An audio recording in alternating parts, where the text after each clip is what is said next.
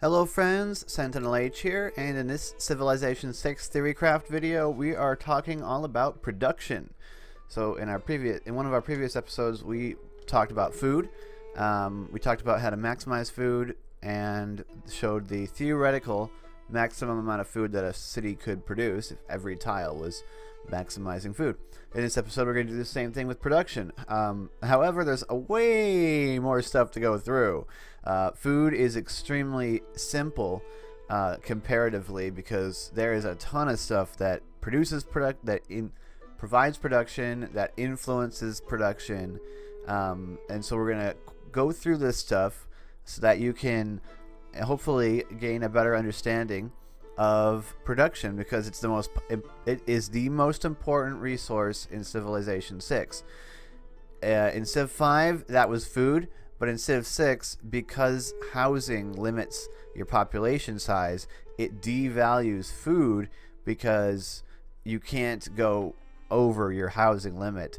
So production is the most important, and also especially because you can't buy districts. So gold can never be more valuable than production. So yeah, make sure you get lots of it because you're going to need it. Now, starting with production, we're going to go from the basics and start with terrain. Obviously, if you've played Civ 6, you know which terrains generally produce what. The terrain that's going to give you the best production is plains. Plains tiles produce 1 production, 1 food. And they're the most common along with grasslands, so you're very, very likely to find plains. The terrain that produces the most base production is the plains hills, which you can see down here. This little icon that I snagged off the wiki. This is a plains hills tile. This is because hills provide a flat +1 production to whatever tile they're on. So that's the bonus that hills gives. So plains hills obviously would provide 2 production. I'm ignoring the food because this would actually give 2 production, 1 food, but I'm ignoring it because we're talking about production. So this gives us a base value of 2 on these plains hills tiles. Then we have the actual mines, which as we know, wait, no, come on, do it right. Production. Okay. The as you may know, the mines primary yield is 1 production. So when you build a mine on a hill, because it has to be on a hill, you are gaining 1. So if we build it on a plains hill, now we're up to 3. Once you research apprenticeship, the value of mines goes up by 1, and it doesn't take that long, really, to get to apprenticeship. So once you get there, you gain the +1. Now your mines are producing 2, and if we're on a plains hill, we're producing 4. Once you hit industrialization, it goes up again, another +1. So now your mines are producing 3, and a plains hill tile with a mine would produce 5. There are 2 other ways to increase this. This is the maximum you'll get out of a mine if you don't have these other 2 methods, which is 5. Another way to get more out of a mine is to choose, when you found a religion, a pantheon, if you choose God of Craftsmen, you'll gain, your mines will gain +1 if they're on a strategic resource. Okay, so like iron. So if we're just going to copy this and we're going to paste it here. And so if this was built, if this was an iron mine and you had God of Craftsmen, this would be 1 more. So your mine could produce up to 4 additional production if it's on a strategic resource, plus the base value of 2 from a plains hill, giving you 6 production, which is great. The only other way to increase the production of a mine, and you need to be fighting over this, in every single one of your Civ games, if you've got decent production, you need to be fighting over this wonder. It's the Ruhr Valley, as you can see over here. The Ruhr Valley provides +1 additional production to every mine in the city. And it provides an additional 30%. Is it the city or the entire world? I don't know. Your whole Civ. And plus 30% overall production. and that's going to become really important when we talk about the theoretical maximum. So what the Ruhr Valley allows you to do is it allows you to take your mines up even more. So this one down here would produce 6, and the God of Craftsmen strategic resources would actually start producing 7 if it's on a plains hills. So essentially what we get to is that your mines can produce 4 production additional to the base, or 5 production additional to the base if you have the Ruhr Valley and if you have God of Craftsmen on a strategic resource. Alright, now we're not taking into account the actual strategic resource for this, because those vary, but in general you can count on strategic resources providing +2, +1 or +2 extra production, usually 2. Oil produces 3, but that's not a mine, it's an oil well, which is its own thing, which can only ever go up to +2. So you can only get 5 production out of an oil with an tile with an oil well, and you can actually get more out of a hills plains tile with the Ruhr Valley. So the mine, no matter how you slice it, the mine is the tile improvement that gives you the most production. And to really solidify that, we're going to talk about the lumber mill. Lumber mills are the other primary source of production other than mines on hills. It's what allows you to have a functioning sieve inside of a forest that you don't have to cut down. However, cutting down a woods tile on a hill and building a mine on it would give you more production once you're past industrialization. However, here's how lumber mills work. The lumber mill itself produces a flat +1. So if I build a lumber mill right here, and okay, this stuff it's overlapping because of stupidity. We're going to just very quickly fix this. Cut, paste on the right layer. I wonder if I could write this program in Unity instead of just using a work page. That'd be fun.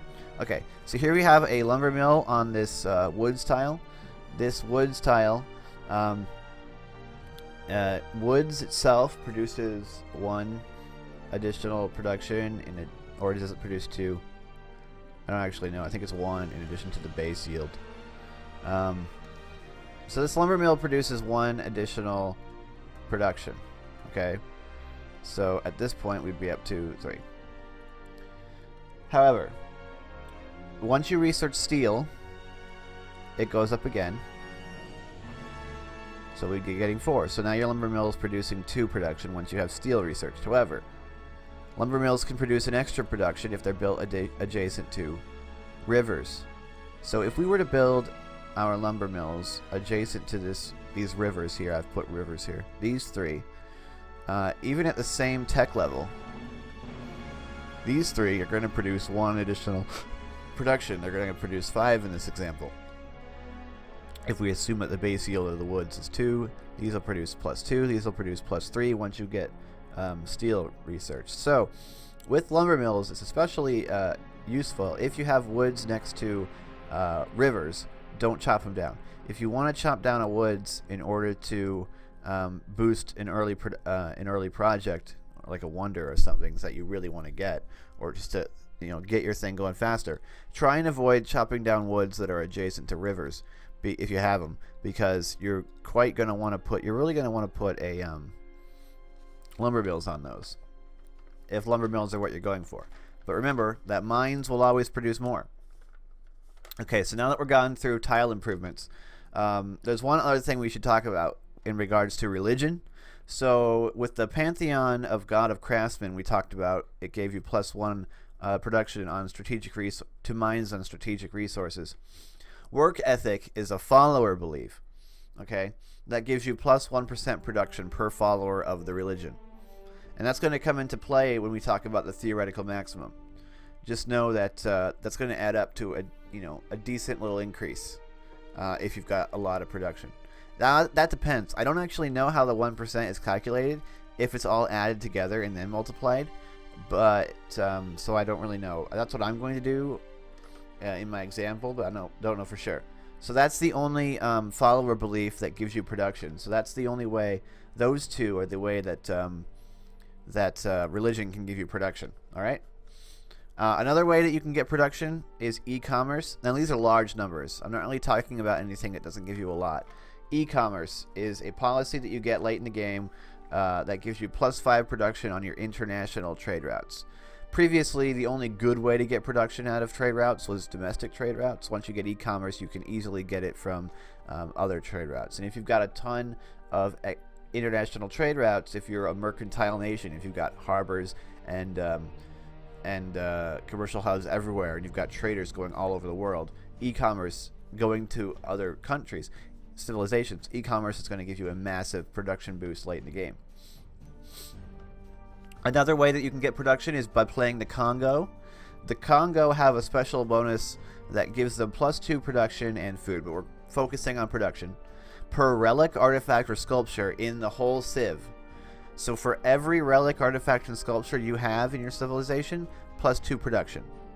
Now, the Congo begins with 4 relic slots, relic, artifact, sculpture slots in its palace, in its capital, allowing you to get an additional +8 production out of your capital if you can quickly fill it with relics. Quite useful. Now we'll talk about the industrial zone, which of course, as we know, is the primary way to get production. No other tile in the game will give you as much production as a fully built up and staffed industrial zone. Okay? It gives you +2 production per specialist. So per person working in your zone, you get +2 production.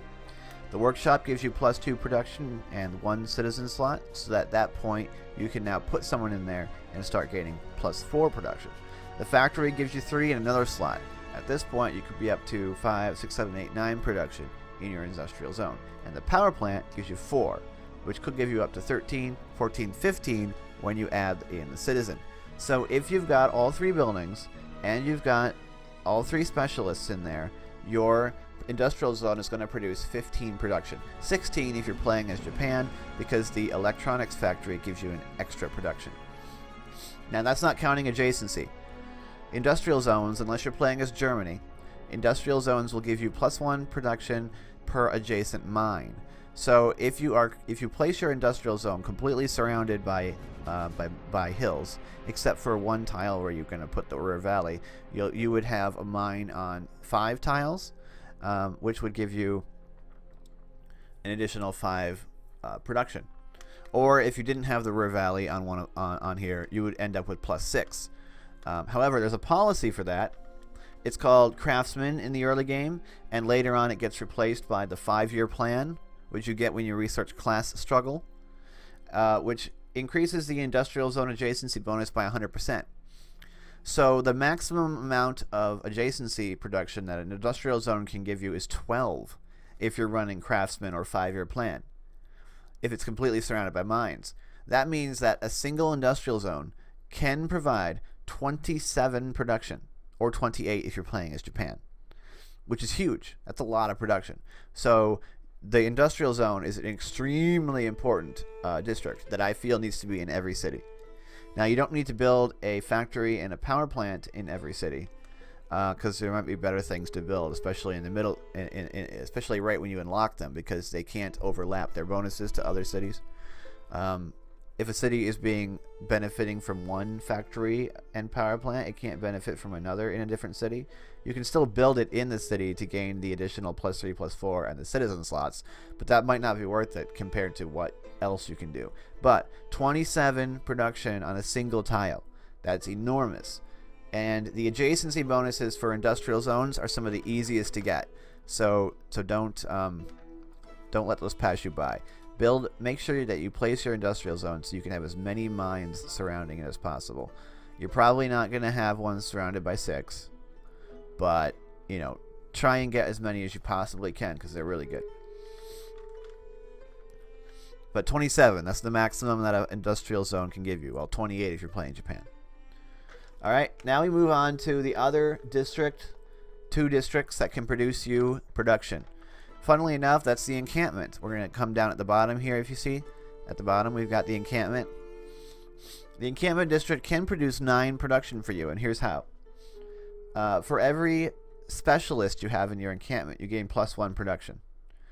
The barracks or the stable, because you can't have both, gives you +1 production and +1 citizen slot. The armory gives you +2 production and a citizen slot, and the academy gives you +3 and a citizen slot.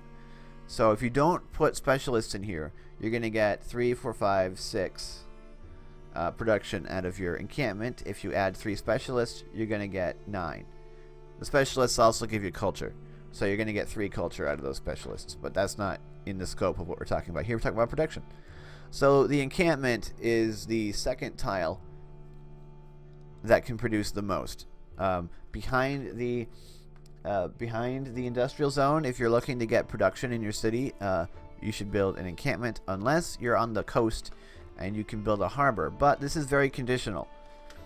See, the harbor's production bonus is equal to the gold adjacency bonus if you have a shipyard. So once you build a shipyard, the harbor will start producing production, but it's going to be equal to its gold adjacency value.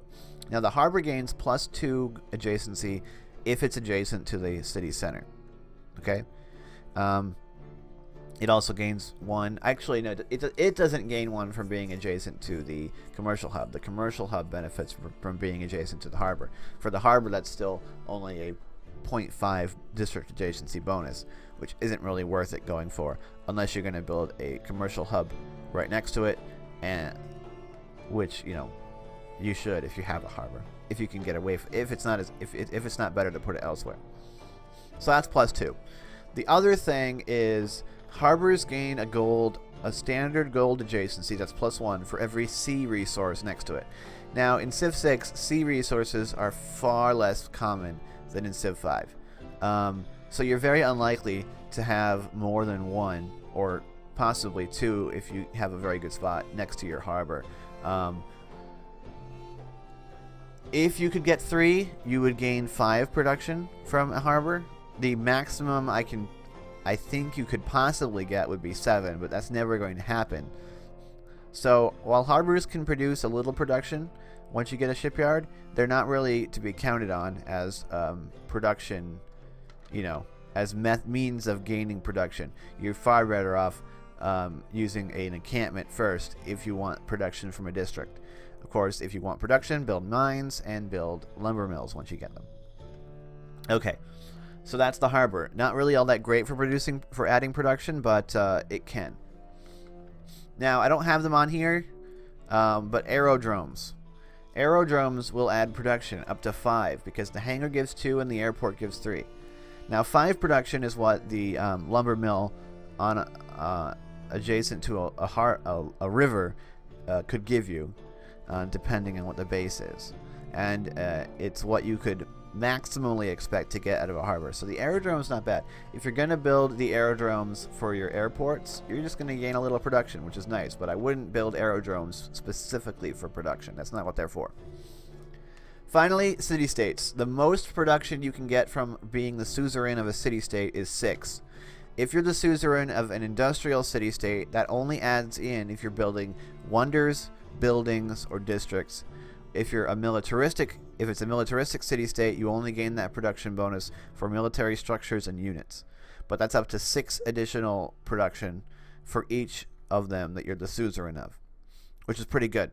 That's if you've sent 6 envoys. Okay? Every 2 envoys, or it goes up by... Did I get that right? No. 1 envoy, you get 2.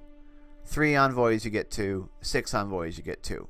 So you get 2 each for a total of 6. Now, there's one more policy that you're going to gain production from in the ancient era. It's urban planning. That gives you +1 production in your city. It's not very much, but if you're in a place where you don't have access to a lot of production, it might be worth it. I usually go with God King because I want to get the faiths, because I want to get a pantheon early, so I can get a religion. Now that we've gone over this stuff, these are there's one more thing to talk about, and that's a natural wonder called the Torres del Paine. That's what this has been right here. If you're wondering what these 2 tiles are, that's Torres del Paine. Now, it's probably not pronounced that way, but it's a 2 tile mountain natural wonder. And what it does is it doubles the base terrain yields of all tiles around it. So that's all these tiles. That's why I have 4 gears on these tiles instead of 2. If we were to assume that every single one of these tiles was a plains hill and was producing 2 production, the Torres del Paine would produce 4 on each tile. Okay? Now it's only base yields. You're not going to double the yield of your mines or other terrain features. It's just the terrain, but the hills do count. Alright? So that's a terrain feature because it can't be removed. I don't know about woods on these tiles. I haven't actually tested it myself, but who knows? Probably not, because the woods are a removable tile feature, not a built-in terrain feature. But I could be wrong. Woods could count as a terrain feature. Now, the interesting thing about the Torres del Paine is that it's actually quite useful, even if we're going for calculating the theoretical maximum. And by the way, if you put your city center right next to it on one of these tiles, the bonus is not lost. This city center would produce 4 production if there's a plains hills there. So it's very worth it to put a city center right next to the Torres del Paine. Just be very careful what you build on the tiles adjacent to it, and don't build any districts there, because a district will destroy the benefit of that natural wonder. Unfortunately, because you have to put cities with 3 tiles between them, you can't put more than one city center directly adjacent to the Torres del Paine, but you can put quite a few cities around it if you're not putting them right next to it, which is pretty cool. You could build like a mega city around the Torres del Paine. Maybe I'll make another Theorycraft video about how you have to lay that out. That could be fun. Now let's go on to the theoretical maximum. This is where the fun. This is the fun stuff. Okay, so this is the theoretical maximum amount of production that your tiles could give you if you had a mine on every single one. If you had an encampment, because the encampment will give you more than a fully upgraded mine, a fully maxed out mine. And if you're playing the Congo and your city center is full of relics, you're gonna be getting 11 production there. If you have the Torres del Paine producing the extra +2 on all of its surrounding tiles, it actually makes up for the fact that you're not gaining any production from the tiles themselves. By like +2, so it's not completely necessary, but this is the theoretical maximum. It also helps reducing the population requirement for this ridiculous city. Your industrial zone has the Ruhr Valley next to it. It's completely surrounded by mines on all other 5 sides, producing a 27. Actually, no, it wouldn't be 27 in this example because we're missing 1 mine. It would be 20. Sorry. Usually, if you're adjacent to the so it would actually be 20. And then you have the Ruhr Valley, giving you an extra +1 for all of your mines, getting them up to 7. Now, this theoretical maximum assumes that not only do you have the Ruhr Valley, but that every single one of these tiles has a strategic resource on it. Obviously, this is never going to happen. Okay, these would all be lower. These would all be 6 or 5, even 6 actually, if that wasn't the case, because God of Craftsmen is providing an extra +1 because all of these are strategic resources. So no, this isn't going to happen. This is theoretical and it'll never happen, but it's fun to think about. Now, this city would require 38 citizens because you have to work every tile except for these 2 and this one, and you have to have 3 people in both of your encampment, both of your districts. So 38 citizens. I don't know how you're going to feed them. You would need over 10 internal trade routes with the collectivization, and all of them would have to have the proper districts to give you the extra food. And even then, you might not have enough food to feed all these people. But if you could do it, and if this was ridiculous, then you could have this. Now, what this is going to give you is it's going to give you a base amount of 268 production. That's just from all the tiles. Okay, 268. Then the Ruhr Valley multiplies that and gives you an extra 30%, getting you up to 348. Okay? No, that's the wrong. I'm reading the wrong one. 280 and 364. So with the Ruhr Valley, you're up to 364. You can see that's a pretty big bonus from 280. That's why the Ruhr Valley is so good. All right, if you're gonna, you need to race people for this thing. It is the best wonder in the game, and you need it. I will race for it every time I play Civ, as long as I have a decent production, I guess. So it's that good. Make sure you try and get it. Don't just let it go by. Now, depending on how the production bonus is calculated for work ethic, work ethic gives you 1% production per follower, and there's 38 citizens in the city.